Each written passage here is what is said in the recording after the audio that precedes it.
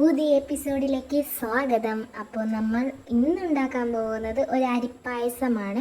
നമുക്ക് റേഷൻ കിറ്റിൽ കിട്ടിയ ഒരു അരി വെച്ചിട്ട് ഞാൻ പായസം ഉണ്ടാക്കാൻ പോകുന്നതാണ്.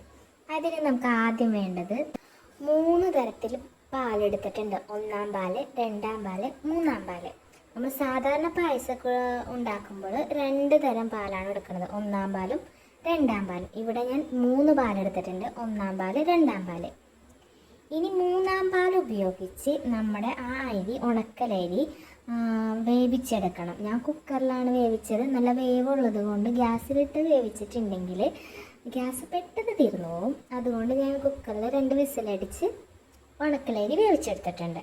ഇനി ഇതിലേക്ക് 3-ാം പാലിലാണ് ഞാനിവിടെ അരി വേവിച്ചെടുത്തിരിക്കുന്നത്. പിന്നെ ഇതിലേക്ക് ഞാൻ ശർക്കര ഉരുക്കി വെച്ചിട്ടുണ്ട്. ആ ശർക്കര പാനി ഇതിലേക്ക് ഒഴിച്ചു കൊടുത്തിട്ടുണ്ട്. എന്നിട്ട് അത് നന്നായിട്ട് അതിൽ കുറുകി വറ്റി വരണം. അപ്പോൾ നമുക്ക് അതിന് ചെയ്യാം. 1 2 3 4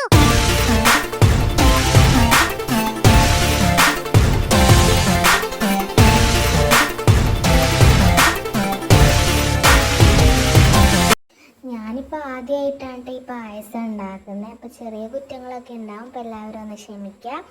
ഇതിപ്പോൾ നമുക്ക് റേഷൻ കിറ്റിൽ കിട്ടിയ ഉണക്കലരി വെച്ചിട്ടാണ് ഞാൻ ഈ പായസം ഉണ്ടാക്കുന്നത്. ഞാൻ തന്നെ യൂട്യൂബിൽ നോക്കിയിട്ടാണ് പായസം വയ്ക്കുന്നത്. അപ്പോൾ ഇതൊക്കെ ഒന്ന് ശർക്കര നന്നായിട്ട് തിളച്ചൊക്കെ വന്നിട്ടുണ്ട്. ശർക്കര നന്നായി തിളച്ച് വരുമ്പോഴാണ് മധുരമൊക്കെ നന്നായിട്ട് വരുന്നത്, കുറുകി വരണം. അതിൻ്റെ വെള്ളമൊക്കെ വറ്റി നല്ലോണം കുറുകി വന്നിട്ടുണ്ടെങ്കിൽ പായസത്തിൽ നല്ലൊരു പ്രത്യേക ടേസ്റ്റാണ്. അപ്പോൾ നന്നായിട്ട് കുറുകി വന്നപ്പോൾ ഞാൻ ഏലക്കായ മിക്സിയിൽ പൊടിച്ചത് ഇതിലേക്ക് ചേർത്ത് കൊടുത്തു. അപ്പം എന്താകും ഇതിൻ്റെ അവസാനം എന്ന് നമുക്ക് കണ്ടറിയാം. അപ്പോൾ ഞാൻ ഏലക്കായൊക്കെ ഇട്ടിട്ട് നന്നായിട്ട് മിക്സ് ചെയ്തുകൊണ്ടിരിക്കണേ കേട്ടോ. ഇനി നമുക്ക് ഒരു കാര്യം കൂടി ചെയ്യാനുണ്ട്. 1-ാം പാലും ഉണ്ട്, 2-ാം പാലും ഉണ്ട്. 1-ാം പാലും ഉണ്ട്, 2-ാം പാലും ഉണ്ട്. അപ്പോൾ ഞാൻ ഇതിലേക്ക് 2-ാം പാൽ ഒഴിച്ചു കൊടുത്തു.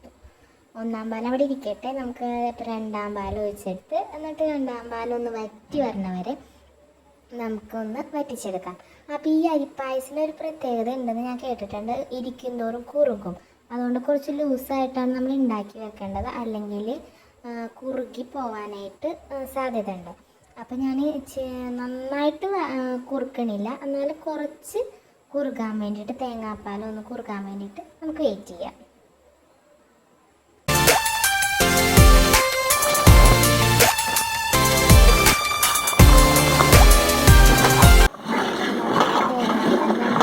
കുറുകി വന്നിട്ടുണ്ട്, തിളക്കുന്നത് വേണ്ട. അപ്പോൾ നമുക്കിനി ഒരു സ്റ്റെപ്പും കൂടി ബാക്കിയുണ്ട്. നമ്മൾ ആദ്യം എടുത്ത് വെച്ചേക്കുന്ന 1-ാം പാല് ഇതിലേക്ക് ഒഴിക്കണ്ടേ, ആ സ്റ്റെപ്പും കൂടി ബാക്കിയുള്ളൂ. നമ്മൾ പെട്ടെന്ന് ഉണ്ടാക്കാൻ പറ്റിയ ഒരു അടിപൊളി പായസമാണ്. എല്ലാവരും ഇത് ട്രൈ ചെയ്ത് നോക്കണം. ഞാൻ ട്രൈ ചെയ്തില്ലേ, അതുകൊണ്ട് എല്ലാവർക്കും ട്രൈ ചെയ്യാൻ പറ്റും. അപ്പോൾ എല്ലാവരും ഒന്ന് ട്രൈ ചെയ്ത് നോക്കുക. എല്ലാവർക്കും റേഷൻ കിറ്റിലെ അരിയും അണ്ടിപ്പരിപ്പൊക്കെ ഞങ്ങളുടെ ഇവിടുത്തത് ഓണത്തിന് വെച്ച് കഴിഞ്ഞു.